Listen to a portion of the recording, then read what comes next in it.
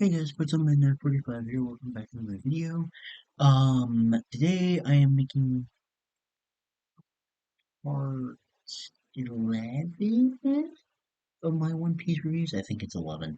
Um, it's been a while since I was able to record, so uh, I am covering a lot, in this one.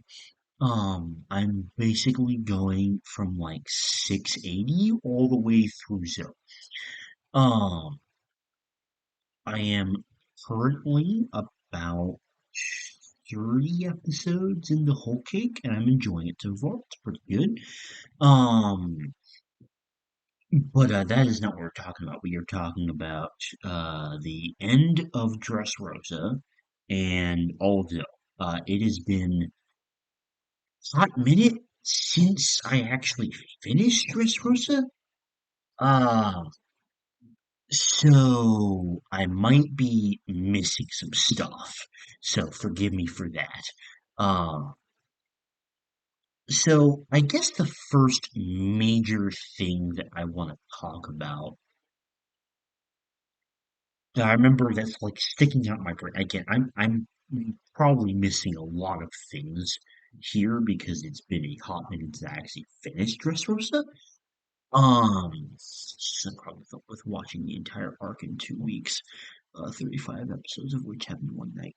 Um, um, but so I guess I'll start with Law's backstory. And Law's backstory is my second favorite behind Robin's in the entire series so far. It is so tragic, but the writing is so good. Law as a young character, it's so interesting to see his background, to see his perspective on things as a young kid, and how that's completely shaped by Corazon. Oh my God, Corazon is such a fantastic character. Um, the way that he is this just completely selfless person in comparison to his brother, I love the marked contrast between them. I think that's so interesting. Uh, and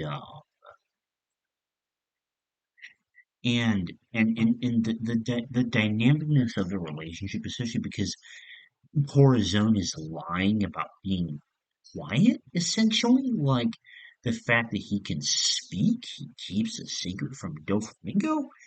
Um,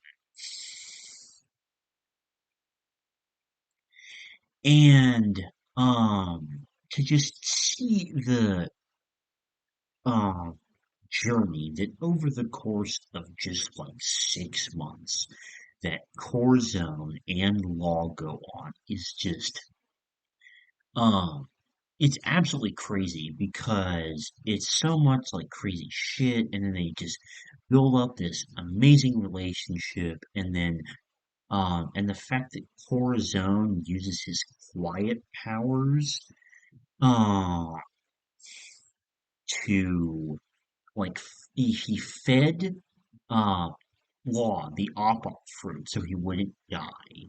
And then he sacrificed himself and placed a quiet barrier around Law's thing. Oh man.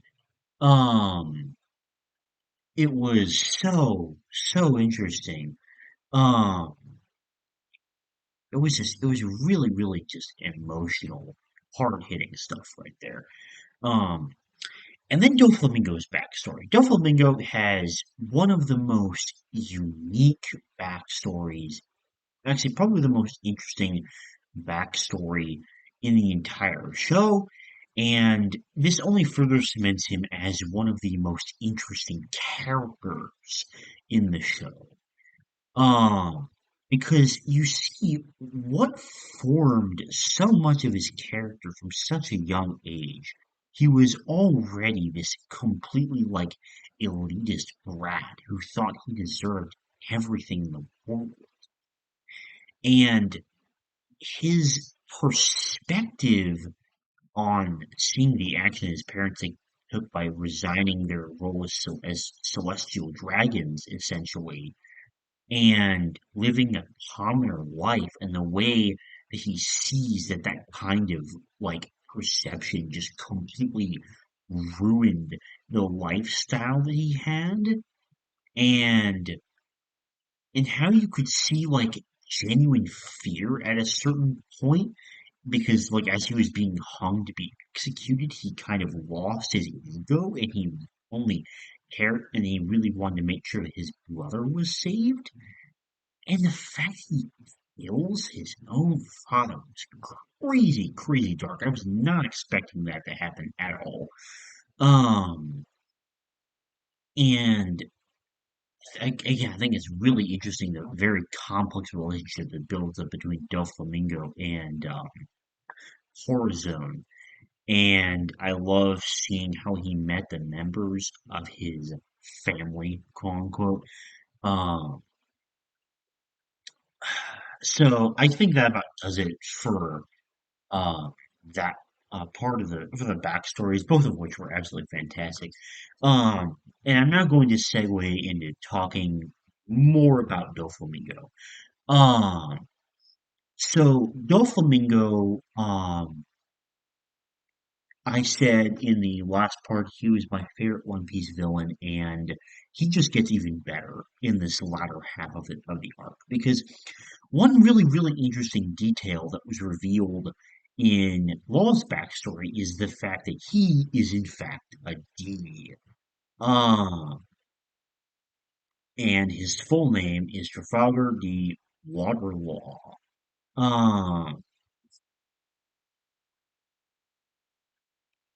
So this makes me very curious on a number of things, which I'm not really going to get into in this video, but the really interesting thing is it's also um like I think uh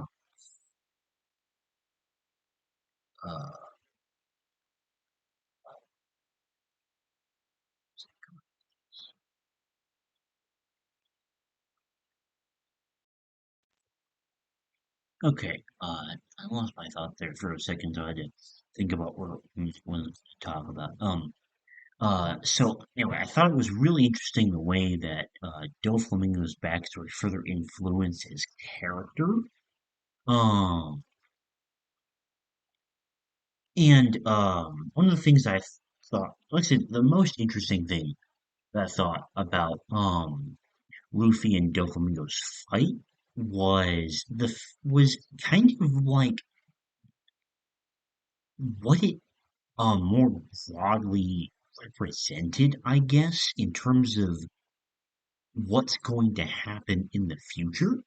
And what I mean by that is, it's earlier on it was revealed that Doflamingo was in fact a well, a former celestial dragon because in its backstory it's revealed obviously that he had said how his family resigned from the post to try to live a humble life. Um, with this in mind, when you consider the fact that um Luffy is, of course, a D, Monkey Luffy, and Trafalgar D. Waterlaw. And as something that Horizon brings up is the fact that D's are the enemies of gods. And considering that's basically how Doflamingo considers himself, when you think about it that way, at least to me anyway, it adds a lot of really interesting perspective to their duel in the first place. And it's this really fascinating like concept of philosophy that's brought up that I'm sure is going to be explored a lot heavily later when we learn more about the history of the entire world and the world government in One Piece. Um, so I think that's extremely interesting. Um, and then after that, I guess speaking on Luffy and Doflamingo's fight, I thought it was really, really good. Uh, I didn't really feel like it was dragged on for too long. I just thought it was a solid, entertaining fight. I love the stuff with Bellamy. Really thought that it expertly showed Doflamingo's crazy, manipulative, twisted nature, and just how absolutely broken his string powers are. Um, uh, and I'll get to the birdcage in a second. And I suppose that kind of brings me to the next major point in their fight, which is, of course, Gear 4. Um, I have mixed opinions on Gear 4. I think it's a cool looking form, but it's weird. Gear 4 is weird. Like, not really in a good or bad way. I think it's a cool looking form, but it just strikes me as weird. Like the design of it, the concept behind it, the fact that Luffy has to take like 10 minutes to recharge his hockey. Um, I think it's interesting that it can take on different forms, like in Whole Cake, and I've seen the Tank Man, and of course in this one it's just Bounce Man. So I'm kind of curious what other like forms I guess that Gear 4 is going to be able to take. Um, but even like down to Luffy's voice just doesn't sound right. So it kind of like feels a bit off, and then like when Gear 4 happens, then the fight also kind of enters like a weird stage because Doflamingo immediately gets his ass beat, and then he awakens his devil fruit, which is, by the way, just a crazy thing that can happen now, apparently, just out of left field. I'd heard about it, but like I really want to know what other devil fruit is going to happen to because it basically gave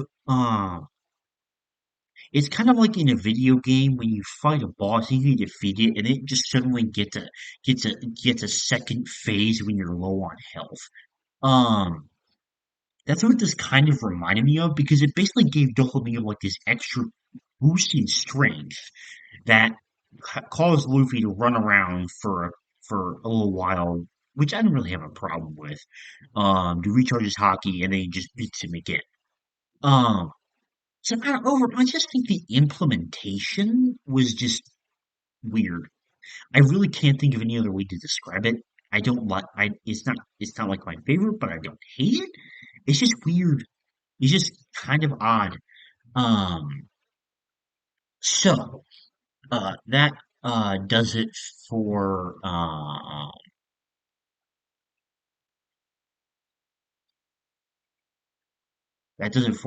their fight.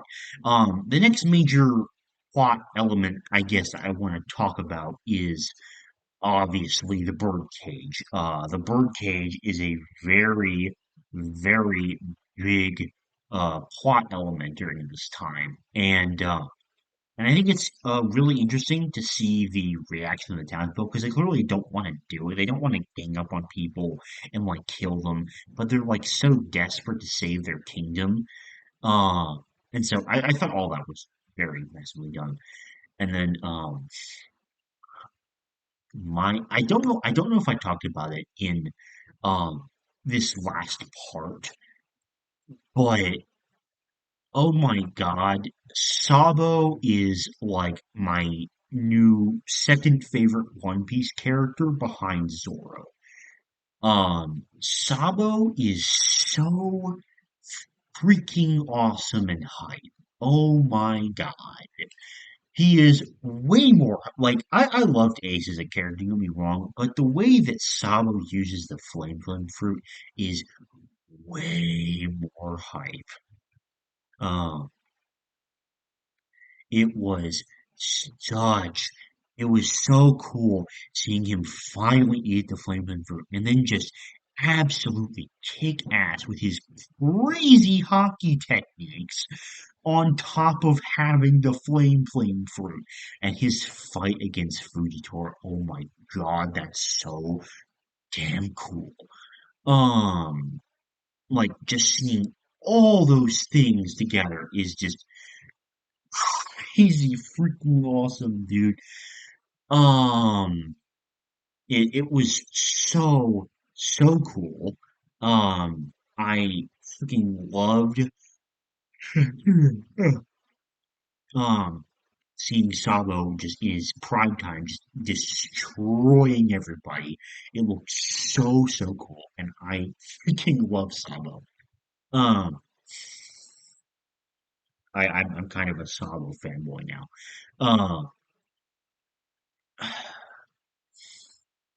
Uh, the other, like, I guess, really big thing that happens in the latter half of Dressrosa is everyone else kind of gets their big fights. A personal highlight of mine was Zoro versus Pika.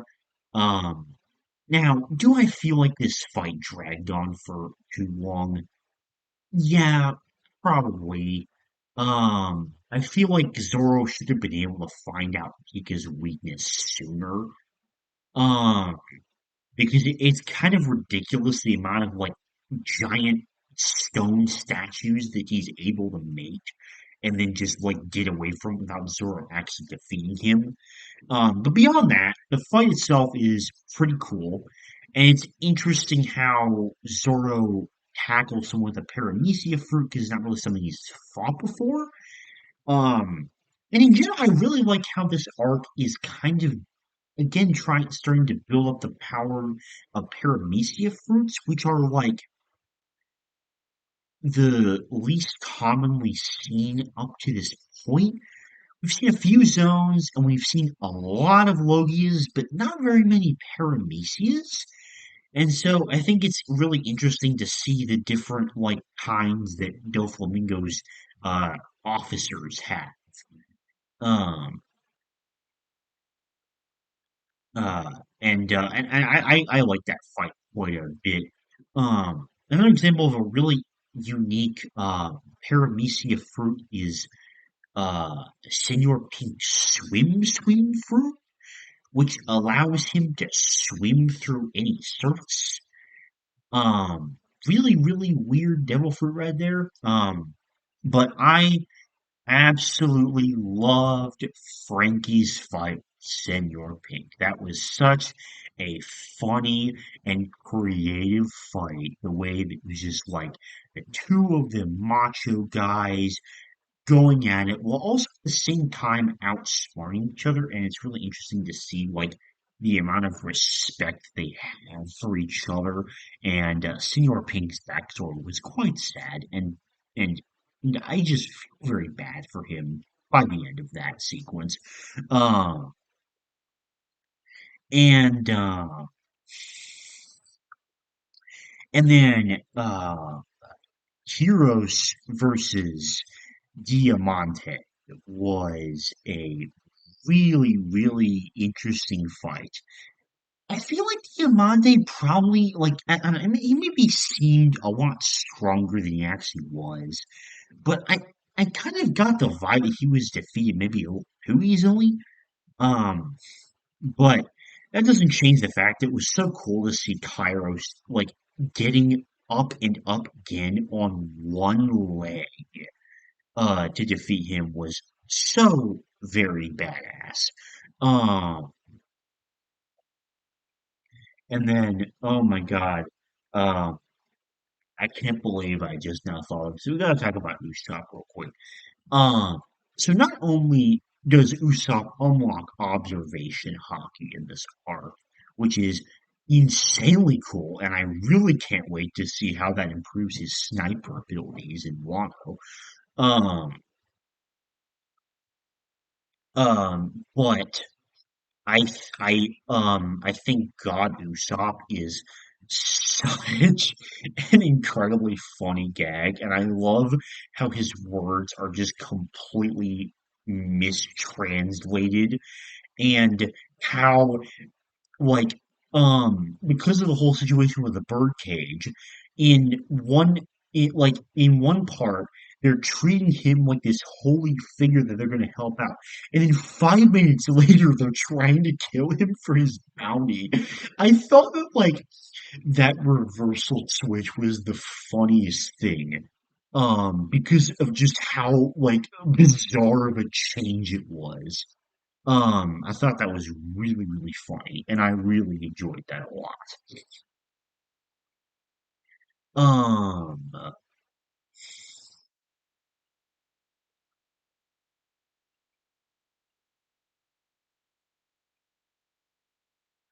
oh, sorry. Linked for a second. That's mostly everything I wanted to bring up regarding fights, I believe. I thought that it was really awesome to see um Kiros and Rebecca finally reuniting and living together essentially as father and daughter. I think that's probably the best ending that they could have done to that relationship. And I thought that it was very, very satisfying. Um, uh, and in terms of other post arc stuff, like set up things that happen, it was cool to see Old Man Sengoku. I quite like that. And how he retired after Rainsford and his hair is immediately gray. I thought that was funny. Um, uh, I felt like this is where my pacing problems came with it because I feel like after Doflamingo was defeated, there did not need to be an additional 15 plus episodes. I feel like they could have gotten it fine with just a typical 5 or 7 or something at the end of a big arc like this. There did not need to be this many episodes. It just felt like it really dragged for no reason. Um, so now moving on to Zoe.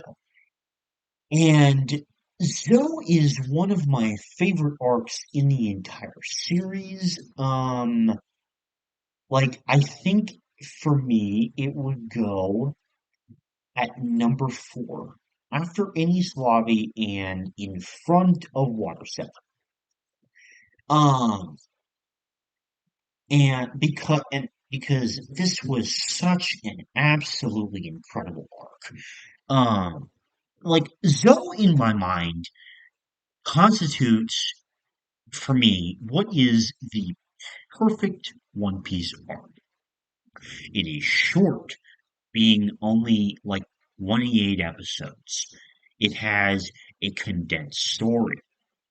It introduces a unique island idea filled with unique creatures and a unique idea for people in the mix. You have intrigue as to what is going on with Sanji's character. You have an interesting villain and cool action caused by Jack. You also have world building caused by Jack because he's the first crew member that we've seen. He's the first pirate we've seen with a 1 billion berry bounty, and the fact that he's only one of Kaido's commanders, which further builds up the reputation of how powerful Kaido is. Um, you have absolutely shocking reveals like the stuff with Raizo and the fact that and the stuff with the road poneglyphs and the fact that the Kozuki family made the poneglyphs. What? Are you kidding me? That blew my mind. And then you have the fact that the lore build up with the road poneglyphs.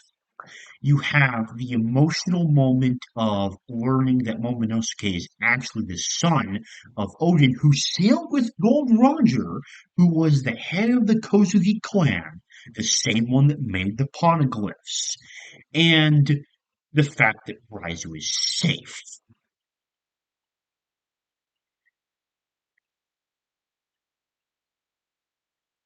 all that. And also the fact no other arc since like this is the 10th pinky thing that I was just talking about, but this no other arc since like something like Reverse Mountain or Romance Dawn at the very beginning of the series has truly encompassed like this spirit of adventure and why I love this series so much.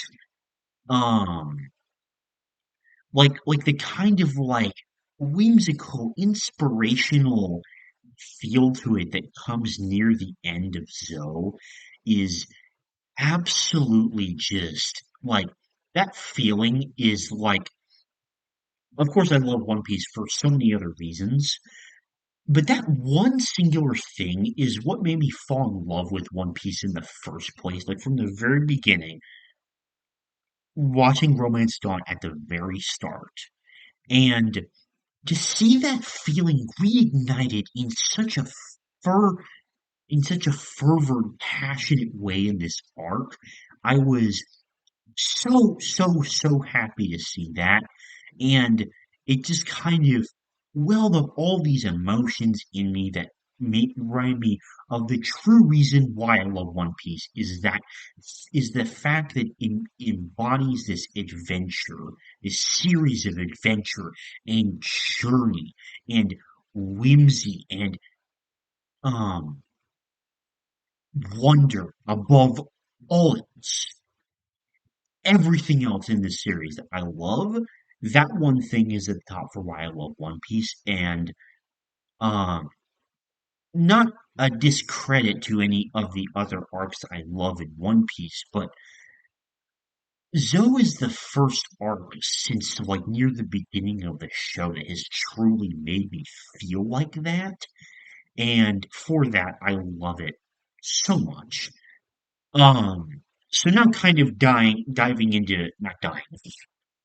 Diving into more of the specific things that I touched on, um, I Zoe is like my favorite design and concept for an island slash kingdom in the entire series so far. I think the idea of the fact that it's on the back of a 1,000-year-old sentient elephant, super curious to learn the history behind that, by the way. I'm sure it'll be revealed at some point. Um, I love the way that that detail is incorporated. Um, and I think it's equally as fascinating. Uh,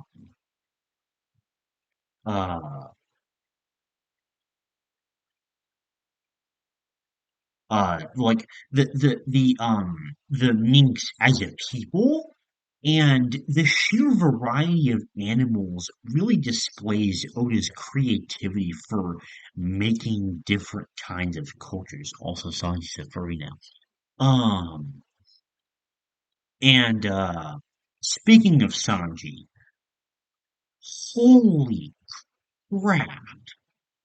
The the reveal that he's actually a Vinsmoke, which was something that was built off of a tiny plot thread in Jaya that I didn't even remember. The fact that Sanji mentioned he was born in the North Blue, and the fact that it turned into him being a Vinsmoke, and he's going to marry one of Big Mom's daughters, and Capone murders Peckham's to get him to do it. And I love the castle fruit, by the way. It's one of the coolest looking devil fruits. Um, oh my god. I don't even know like where to go with that beyond that. Um,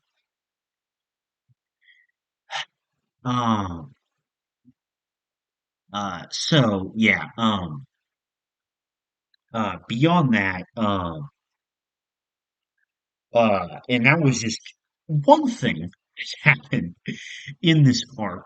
Um, then you have like more on the really interesting way the Minks are set up is because of this rivalry between Dogzor and Cat Viper. Um, this like day-night cycle that they operate on is so interesting. And I love a lot of the individual Minx characters like Wanda and Parrot and Pedro that are also introduced here. I think it's really, really interesting, and cool to see that. And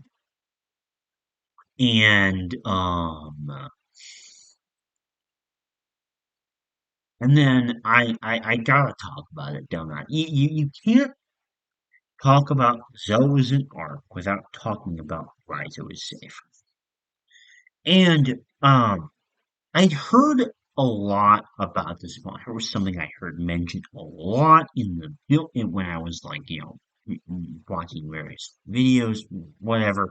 Um, and um, and truthfully, I really didn't think that it was going to hit that hard as it did. Um, and it doesn't hit hard, I would say. Um, at least not emotionally and not in a sort of like satisfying build-up way to any other of my favorite moments in One Piece. Um, but the reason why I love this moment a lot is because it really, really like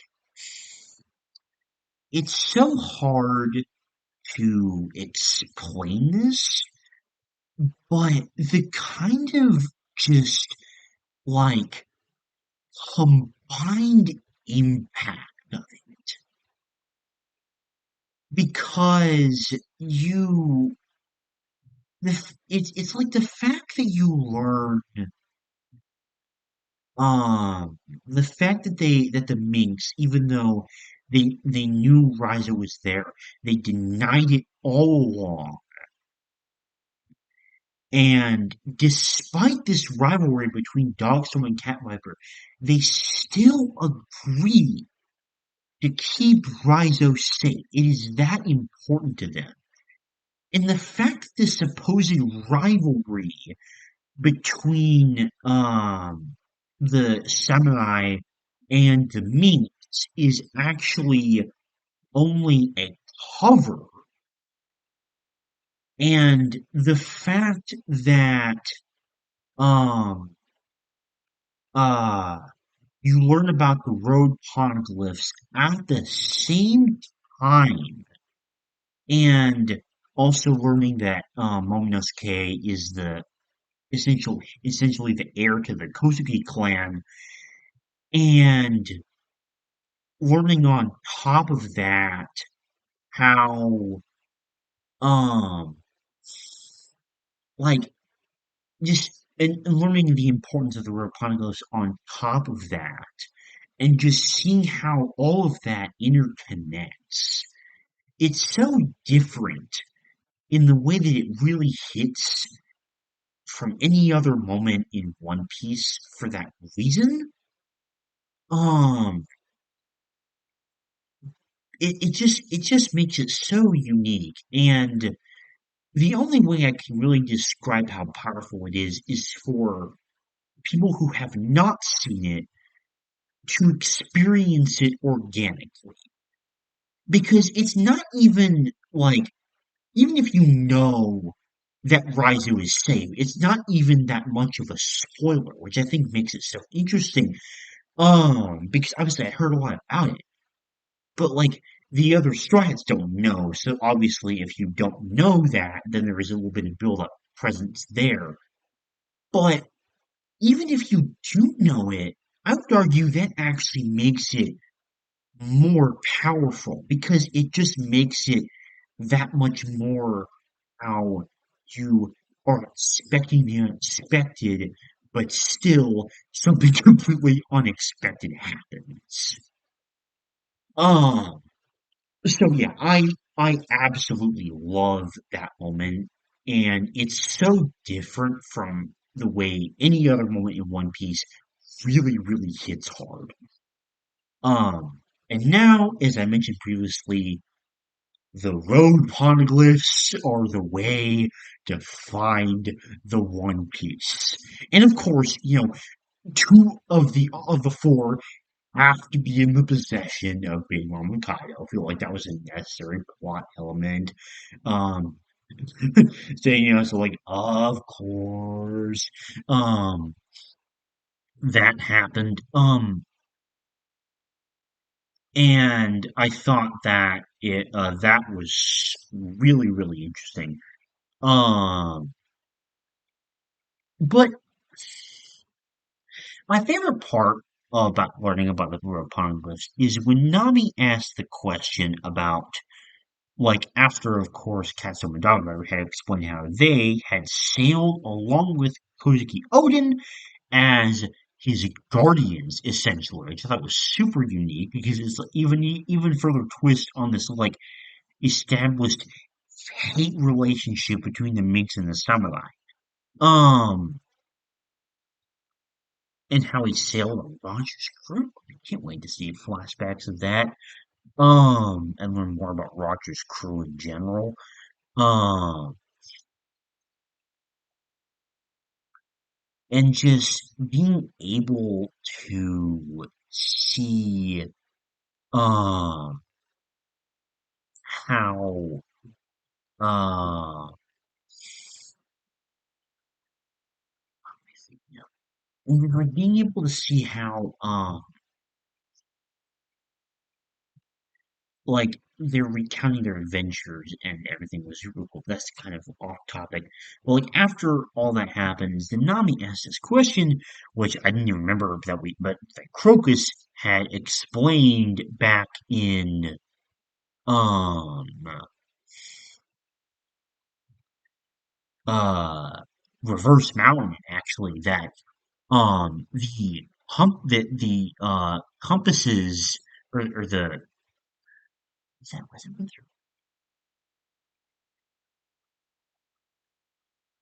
I don't know why I'm suddenly blanking on the unique name for compasses in One Piece. I'm gonna probably slap myself over it when I find out what it actually is. But the fact that, like, she asked this question, like, wait, so if there were apocalypses the one, then like, what's the point of following the log poses? That's it, log poses. Log poses. Sorry if anyone cringes at that. That was bad by me. Log poses. Um, and it's this fact that, like, if the rope goes in the One Piece, then where do the, like, is even worth following the log posts then?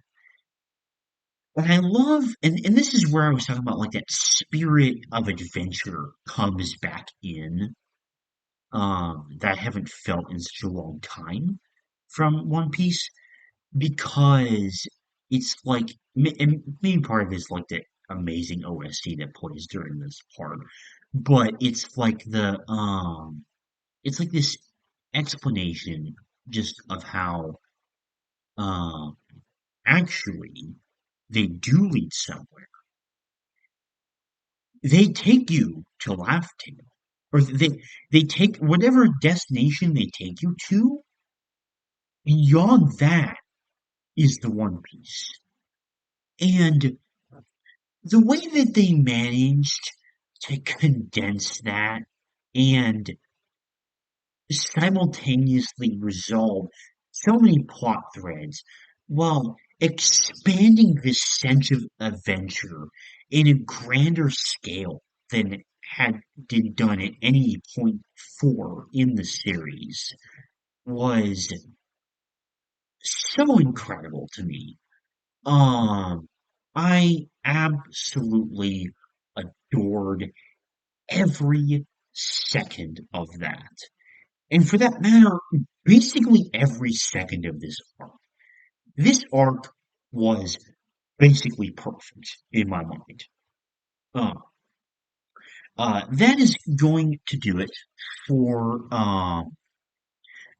this like series of reviews. Again, it's been a while since I've been able to record, so obviously I condensed a lot into this review, and I probably most definitely missed some major plot points at the end of Dressrosa. Um, but oh well. Um, I am going to continue Whole Cake, and when that's done, it'll probably be a review of that entire arc plus the Reverie. I think I'll include the Reverie in Whole Cake, um, as like its own, as like together because a Reverie is only like 10 episodes long. Um, that is gonna do it for me. Uh, Thank you for watching, and I will see you later. Bye.